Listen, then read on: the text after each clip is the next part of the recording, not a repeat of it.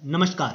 अक्सर आपने देखा होगा हमारे आसपास कुछ ऐसे लोग ज़रूर होते हैं जिनकी कई प्रेमी प्रेमिकाएं होती हैं और अक्सर मल्टीपल रिलेशनशिप में ऐसे लोग आसानी से चले जाते हैं या कहें उनके चारों तरफ जो लोग बाग हैं वो बड़ी जल्दी ही उनसे आकर्षित हो जाते हैं। तो जन्म कुंडली में ऐसे कौन से योग होते हैं जिसकी वजह से यदि आप पुरुष हैं तो महिलाएं या विपरीत लिंगी कहें तो वो बड़ी ही आसानी से आकर्षित हो जाते हैं। तो उन्हीं सारे योगों के बारे में आज के इस वीडियो में हम बात करेंगे और वीडियो काफ़ी इंटरेस्टिंग रहने वाला है। तो आप सभी से मेरा आग्रह रहेगा कि वीडियो को एंड तक देखें। मैं बहुत ही आसान शब्दों में आपको समझाने की कोशिश करूंगा कि किस तरह ये ज्योतिष के सूत्र हैं वो फलित होते हैं। तो सबसे पहले अगर हम बात करें तो जन्म कुंडली में कौन से ग्रह हैं जो कि विशेष रूप से कारक बनते हैं, तो आप सभी जानते हैं, ज्योतिष की बेसिक नॉलेज आप सभी को है निश्चित रूप से।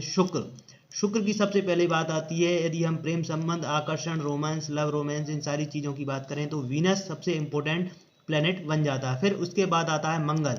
मंगल क्यों? मंगल हमारे शरीर की एनर्जी है, ऊर्जा है, हम किस दिशा में कार्य कर रहे हैं, क्या हमारे एफर्ट्स लगने वाले हैं, वो सारी ही चीज़ें मंगल के द्वारा कंट्रोल होती हैं। फिर आता है जन्म कुंडली का पंचम भाव, फिफ्थ हाउस, जो कि दिखाता है हमारी लाइकिंग्स को, यानी कि हम किस तरह की चीज़ों को पसंद करते हैं। तो ये जो जन्म कुंडली का हाउस है, इस हाउस को हम पंचम भाव कहते हैं। पंचम भाव क्यों कहते हैं? क्योंकि लग्न यहाँ पर है तो 1 2 3 4 5, तो 5वें नंबर पर ये हाउस आता है। इस वजह से ये हाउस सबसे इम्पोर्टेंट बन जाता है और यही हमारी प्रेम संबंधों के लिए इम्पोर्टेंट बनता है।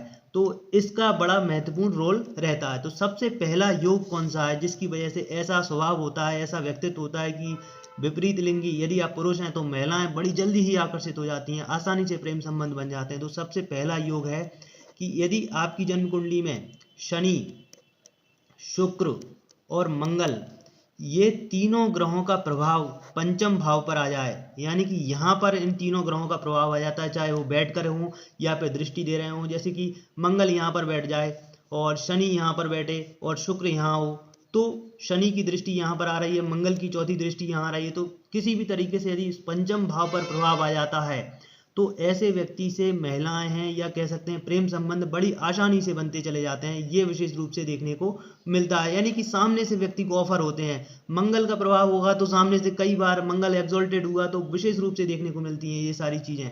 और फिर अगले योग की अगर हम बात करें तो चंद्रमा आप सभी जानते हैं हमारे मन का कारक होता है। हम किस तरह सोचते हैं, क्या हमारी लाइकिंग्स हैं, वो सारी चीज़ें, थॉट प्रोसेस। और अक्सर आपने ये भी सुना होगा कि हम जैसा सोचते हैं वैसा बन जाते हैं। ये बात स्वामी विवेकानंद जी ने कही थी कि जैसा हमारे विचार होते हैं वैसा ही हमारा भविष्य होता है। तो चंद्रमा बड़ा इंपॉर्टेंट प्लेनेट है एस्ट्रोलॉजी में।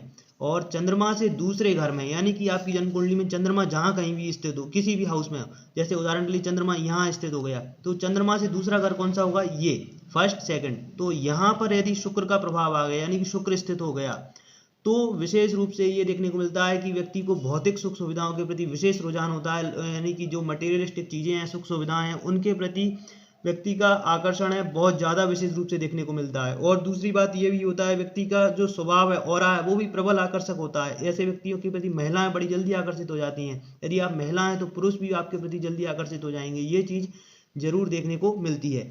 फिर अगला योग की अगर हम बात करें तो थर्ड योग है कि जब भी जन्म कुंडली का सेकंड हाउस, यानी कि सेकंड हाउस ये, थर्ड हाउस ये, और सिक्स्थ हाउस और सेवेंथ हाउस, ये ही क्यों लिए हमने? क्योंकि आप सभी जानते हैं कि ये दोनों भाव हैं, ये अर्ध त्रिकोण के हिस्से माने जाते हैं और ये दोनों हाउस हैं वो काम त्रिकोण के हिस्से माने जाते हैं।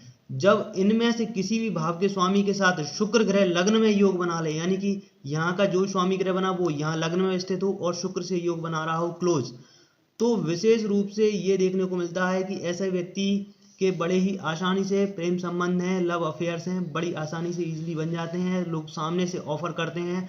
ये चीज़ इनके साथ में विशेष रूप से देखने को मिलती है।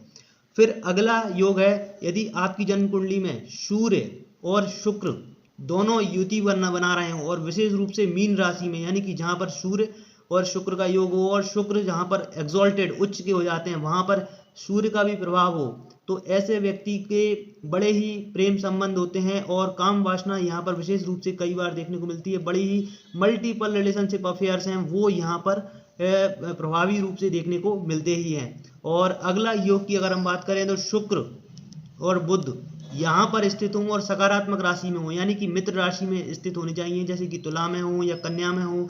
तो ऐसी स्थिति में यहाँ पर या फिर जो भी कोई राशियाँ होती हैं, वृषभ राशि है, कर्क राशि है, तुला राशि है, और इसके अलावा मीन राशि है, यहाँ पर कुंभ राशि, मकर राशि में भी यदि ये योग बनता है तो कुछ हद तक फल देखने को मिल सकते हैं। लेकिन जो सौम्य राशियाँ हैं उनमें विशेष रूप से यहाँ पर जो फल हैं वो काफ़ी हद तक बढ़ जाते हैं, और ऐसे व्यक्ति के विपरीत लिंगी के प्रति बड़ी ही जल्दी आकर्षण होता है और प्रेम संबंध जल्दी से बन जाते हैं, आसानी से बन जाते हैं। ये चीज़ विशेष रूप से देखने को मिलती है।